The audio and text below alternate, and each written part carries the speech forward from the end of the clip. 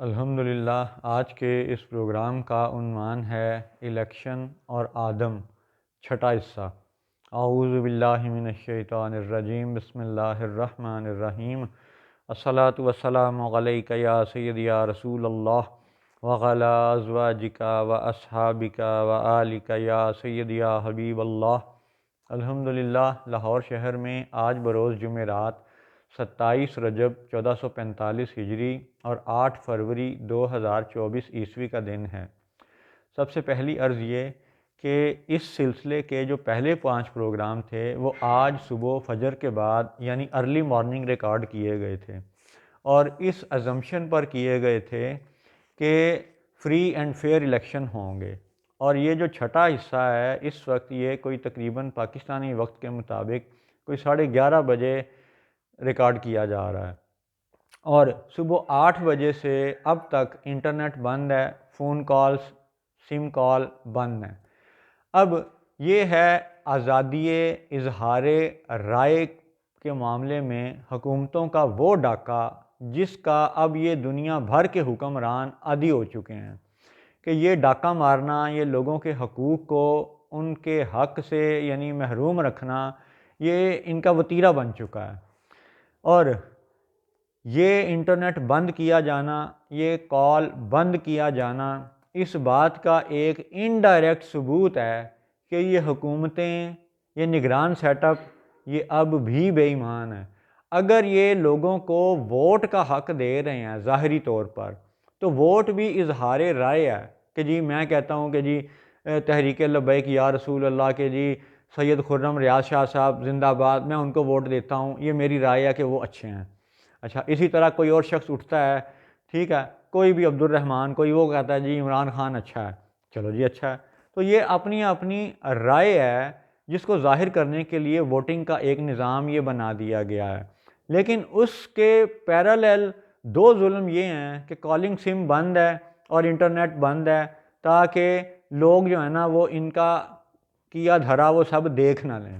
تو یہ ہے ان کا ایک دجل کا نظام ہونے کا ثبوت۔ اب ہم اور آگے بات کرتے ہیں کہ ہیٹ سپیچ کے نام پر دنیا میں سب سے زیادہ جو پچھلے چند سال میں شور مچایا گیا، جو ہیٹ سپیچ کے نام پر قوانین بنائے گئے، وہ کن کی طرف سے بنائے گئے؟ برطانیہ، یورپی سامراج، امریکہ، یعنی وہ دہشت گرد جنہوں نے پچھلے 300 سال سے دہشت گردی شروع کی ہوئی ہے بندوق کے زور پر، ابھی تک کر رہے ہیں۔ تازہ ترین ان کی مثال یہ جنگیں آپ دیکھ لیں، وہ آذربائیجان کی آرمینیا کے ساتھ جنگ ہو، وہاں پہ بھی ظلم، یہ صہیونیوں کی فلسطین کے ساتھ غزہ پر بمباری ہو، یا ویسٹ بینک میں مسلمانوں کا قتل عام ہو، غزہ کی مکمل تباہی ہو، ان سب میں یہ یورپی امریکی سامراج بھرپور شامل ہیں۔ اور یہی دہشت گرد جب ظلم کرتے ہیں اور لوگ آگے سے بولتے ہیں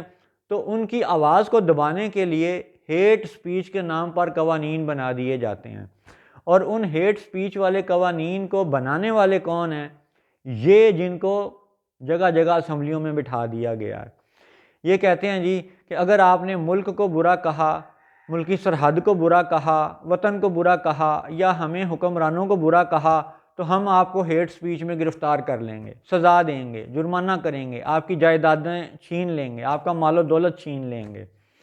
یہ ہے ہیٹ سپیچ کے نام پر وہ دجل کہ جو سب سے بڑا ظالم برطانوی اور یورپی سامراج ہے، جس نے دہشت گردی کی اور کر رہے ہیں، وہ ہیٹ سپیچ کو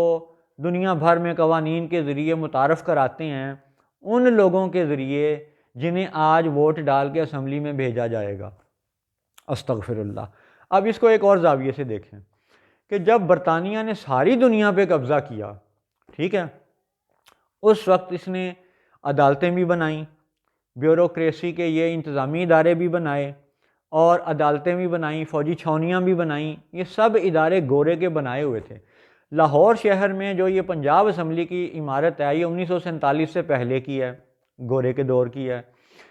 یہ جو لاہور کی چھاؤنی ہے، ٹھیک ہے، جہاں پر کہ یہ فوجی ریاست مدینہ کے تصور سے بالکل ہٹ کر کے جا کے چھاؤنیوں میں رہتے ہیں۔ کیا ریاست مدینہ میں جو صحابہ کرام تھے، کیا انہوں نے الگ سے اپنی کوئی چھاونی بنائی ہوئی تھی؟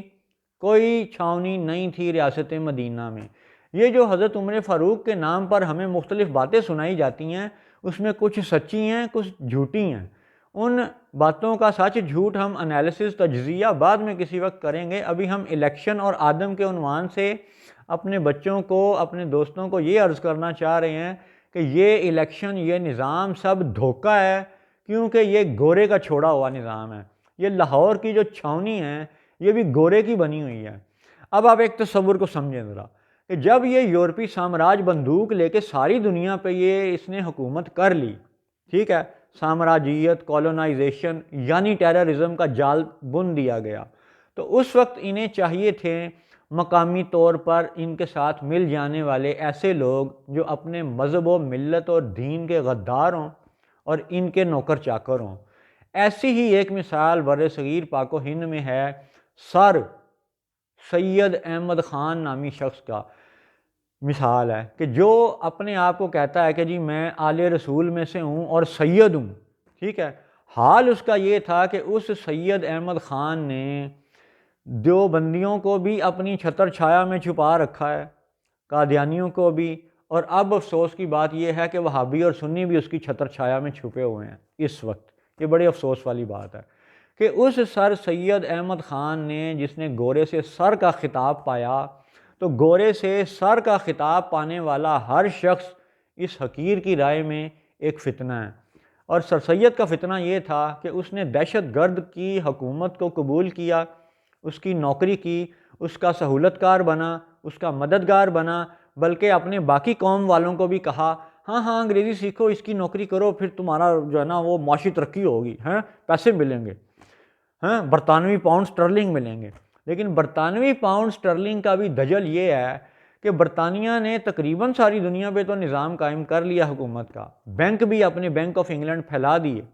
ٹھیک ہے، لیکن ایک زبان سکھا کر اس نے ساری دنیا کو اپنی اپلیکیشن لکھنے پر تو لگا دیا، ٹھیک ہے، آئی بیگ ٹو سے، میں بھیک مانگتا ہوں آپ سے کہ جناب آپ سرکار مجھے یہ دے دیں۔ وہ اپلیکیشنیں پڑھا کے آج 100 سال ہو گیا، ہماری نسلیں آج تک وہ آئی بیگ ٹو سے والی اپلیکیشنیں ہی لکھ کے مری جا رہی ہے۔ اور نظام تعلیم میں سر سید کو ایسا ہیرو بنا کے پیش کیا گیا ہے کہ جناب وہ بڑا ہیرو تھا، اس نے قوم کی اصلاح کی۔ اصلاح کیا کی کہ بھئی یہ دہشت گرد کی نوکری کرو تو تمہیں 4 ٹکے ملیں گے، اور ان 4 ٹکوں کا حال یہ ہے کہ انگریز نے ساری دنیا کو انگریزی زبان تو سکھائی، بینکوں کا جال تو پھیلایا، چھاونیوں، عدالتوں اور محکموں کا جال تو پھیلایا، ہسپتالوں کا، اسکولوں کا جال تو پھیلایا، لیکن پوری دنیا میں ایک کرنسی رائج نہیں کی۔ حالانکہ ایسا بھی تو ہو سکتا تھا نا، جو حکومت اس نے کر لی سو کر لی۔ اب ایک یہ شخص افضل لاہور میں پاکستان میں 8 گھنٹے محنت کرتا ہے تو اس کو بھی مثال کے طور پہ جی 50 پاؤنڈ سٹرلنگ ملیں، اور جو شخص ایک میکسیکو میں، وینزویلا میں، ایران میں، سعودیہ عرب میں، یورپ میں کہیں بھی وہ کام کر رہا ہے، وہ بھی 8 گھنٹے کام کر رہا ہے تو اس کو بھی 50 پاؤنڈ سٹرلنگ ملیں، کیونکہ ساری دنیا پہ جب گورے کا نظام ہے تو سب کو 8 گھنٹے کا ایکول معاوضہ ملنا چاہیے، ٹھیک ہے،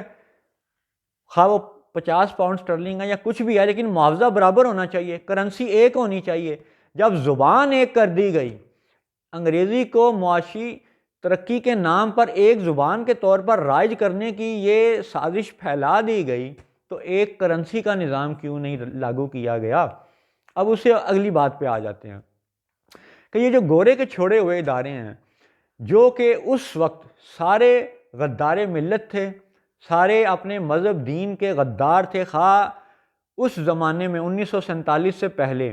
جس بھی سکھ نے انگریز کی نوکری کی وہ اپنے سکھوں کا غدار تھا، جس بھی ہندو نے انگریز کی نوکری کی وہ اپنے ہندو مذہب کا غدار تھا، جس بھی نام نہاد مسلمان نے انگریز کی نوکری کی وہ اپنے مذہب، ملت، دین اسلام کا غدار تھا،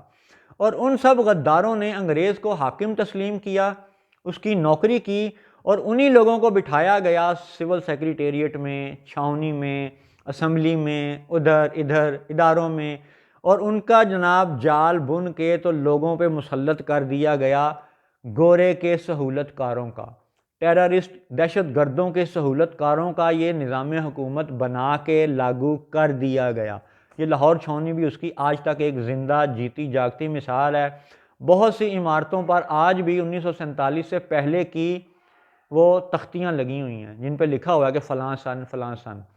تو جب یہ گورے کے زمانے کی چھاؤنی والے آج بھی حکمران ہیں، اور یہ بیوروکریٹ جو تب سے سول سیکریٹریٹ میں بیٹھے ہیں وہ تب سے حکمران ہیں اور آج تک حکمران ہیں، کر کیا رہے ہیں؟ صرف کہ بیچ میں ان تھوڑے سے لوگوں کو نوکری دے دی جو پاکستان میں بعد میں پیدا ہوئے، وہ خوش ہو گئے کہ جی ہمیں نوکری مل گئی، روزگار مل گیا، ٹھیک ہے۔ تھوڑے سے لوگوں کو فوجی بنا دیا، ٹریننگ دے دی، چل بھائی بندوق لے کے انڈیا کے بارڈر پہ کھڑا ہو جا، کیا بات ہے بھائی، ٹھیک ہے۔ یہ ملکی سرحدوں کے نام پر جو تماشا کھڑا کیا گیا ہے نا، اس تماشے کو توڑنا ہے، اور اسلام کے مطابق انی جاعل فی الارض خلیفہ والی خلافت کا نظام قائم کرنا ہے، جس میں یہ نہ ہو کہ جی ٹیکسوں کی بھرمار ہو اور عوام بھوکی مر رہی ہو، ٹھیک ہے۔ تب سے اب تک یہ اداروں میں وہ لوگ بیٹھے ہوئے ہیں جو گورے کے بٹھائے ہوئے تھے، اور آج تک وہی اس نظام کو کنٹرول کر رہے ہیں۔ اس کا دوسرا آپ ایک پہلو دیکھیں، آج 2024 کے اس الیکشن میں فرض کر لیا، مان لیا کہ منصفانہ الیکشن ہو جاتے ہیں اور ایک وزیر اعظم بن جاتا ہے، خواہ وہ تحریک لبیک کا سعد رضوی ہے، خواہ وہ تحریک انصاف کا عمران خان ہے یا زید بکر، کوئی بھی شخص ہے، وہ وزیر اعظم بن گیا۔ اب وزیر اعظم بننے کے بعد وہ یہ آرڈر جاری کرتا ہے کہ جی ہم اپنی پاکستانی فوج کو غزہ اور فلسطین کے اور ویسٹ بینک کے مسلمانوں کی حفاظت کے لیے اپنی پاکستانی فوج کو ان صہیونیوں سے لڑنے کے لیے وہاں بھیجتے ہیں، وہ جائیں اور اسرائیل پہ حملہ کریں۔ تو کیا منتخب شدہ وزیر اعظم کا حکم یہ لاہور چھاؤنی والے یا یہ پاکستان کے GHQ والے یہ مانیں گے؟ کیا اپنی فوج کو فوری طور پہ یہ اسرائیل سے لڑنے کے لیے بھیج دیں گے؟ اگر یہ اس منتخب وزیر اعظم کی یہ بات ماننے کے لیے تیار نہیں ہیں اور نہیں ہوں گے، تو پھر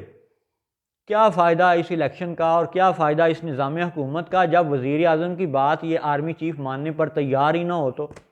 اچھا چلیں، وہ تو تھی جنگ اور قتل و قتال کی بات،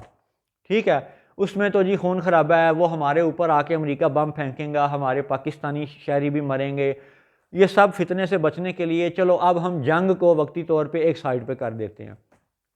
اب ہم اس معاش کی بات کرتے ہیں جس معاشی ترقی کے لیے یہ لوگ حکومت بنانے کی بات کرتے ہیں۔ آج کی نسلوں کو یہ پڑھا دیا گیا ہے کہ جی بس ہم نے وہ حکمران منتخب کرنا ہے جو بس ہماری معاشی ترقی کے لیے بہتر اقدامات کرے، جو ہمیں مہنگائی کے عذاب سے نجات دلا دے۔ اچھا چلو ٹھیک ہے، یہ اچھی خواہش ہے۔ اب اس خواہش پہ ہم بات کرتے ہیں۔ فرض کیا کہ منصفانہ الیکشن ہوئے اور ایک نیا وزیر اعظم بن گیا۔ اب وہ نیا وزیر اعظم یہ کہتا ہے کہ جی میں اپنے آرڈر سے ملک میں، اب یہ اسرائیل جا کے جنگ کرنے کی بات نہیں ہو رہی، پاکستان کے اندر کی بات ہو رہی ہے، ملکی سرحدوں کے اندر ان 7,96,096 مربع کلومیٹر کی جیل کے اندر بند لوگوں کی بات ہو رہی ہے کہ جی وزیر اعظم کہتا ہے کہ میں اس اپنے پاکستان ملک کے اندر سود کو ختم کرتا ہوں، یہ جتنے بینکوں کو سرکاری سطح سے نجکاری کے طور پر لوگوں اور غیروں کے ہاتھوں میں دیا گیا تھا، ہم اس سب بینکوں کو واپس لیتے ہیں، جس نے بینک کی جتنی قیمت دی تھی ہم اتنی اس کو واپس دے دیں گے، بینک پھر سے ہمارے حکومت کے ہو گئے، سود ختم ہو گیا، سود کا لینا دینا ختم ہو گیا۔ تو یہ تو ایک ہفتے میں ممکن ہے، کیا یہ ہمارے بیوروکریٹ، ہمارے جج، ہمارے بندوق والے نئے وزیر اعظم کے اس سود ختم کرنے والے حکم کو مانیں گے اور لاگو کریں گے؟ حالانکہ یہ تو ملک کے اندر کی بات ہے، یہ تو اسرائیل پہ جا کے حملہ کرنے والی بات ہی نہیں ہے، یہ تو ہم اپنے ملک کے اندر کی بات کر رہے ہیں۔ تو جب ملک کے اندر بھی سود ختم نہیں کرنا ان اداروں نے، تو پھر بتاؤ کہ اس نئی قانون ساز اسمبلی کا فائدہ کیا ہے؟ جب نئی قانون ساز اسمبلی کوئی نیا قانون ابھی بنائے بھی نہ اور صرف پرانے قانون کو لاگو کرنے کی بات کرے کہ جی سود ختم، تو یہ سود کے قانون کو مانتے کیوں نہیں ہیں پھر؟ اور اگر یہ بیوروکریٹ اور یہ قانون دان، یہ جج، ٹھیک ہے، اور یہ بندوق والے جب یہ سب نئے وزیر اعظم کا سود ختم کرنے کا حکم بھی لاگو کرنے پر تیار نہیں ہیں، تو پھر بتاؤ کہ اس نئی قانون ساز اسمبلی کا علاج ضروری ہے یا ان اداروں میں کانٹ چھانٹ ضروری ہے کہ جو قرآن کو نافذ ہونے کے رستے میں رکاوٹ بنے ہوئے ہیں کیا ان کو پکڑ کے تو اس دیوار کے پیچھے ڈالنا ضروری نہیں ہے جس دیوار کا سبق ذوالقرنین علیہ السلام کے واقعے میں بتا دیا گیا کہ یاجوج اور ماجوج اور مظلوم لوگوں کے بیچ میں دیوار قائم کر دی گئی؟ اب آپ خود ہی اس دیوار کی تشریحات اور تعویلات سوچ لیں، اور انشاءاللہ اللہ نے چاہا تو اگلے کسی پروگرام میں مزید بات کریں گے الیکشن اور آدم کے حوالے سے، کہ آدم علیہ السلام کے واقعے کا سبق یہ ہے کہ خلیفہ اور خلافت کا معاملہ وہ ہوگا کہ جہاں پہ مسجد ہی قانون ساز اسمبلی ہوگی اور مسجد سے اٹھنے والے قرآن سے اخذ کردہ قوانین ہی ملک پہ لاگو کیے جائیں گے، اور حاکم وقت وہ ہوگا جو موسیٰ علیہ السلام کی پرتو مثل، یعنی اس کے ید بیضاء میں، صاف ہاتھ میں عصا ہوگا، ڈنڈا ہوگا، وہی خلافت کا حق ادا کرے گا، وہی فرعون اور آل فرعون کی کمر توڑے گا۔ السلام علیکم ورحمۃ اللہ وبرکاتہ۔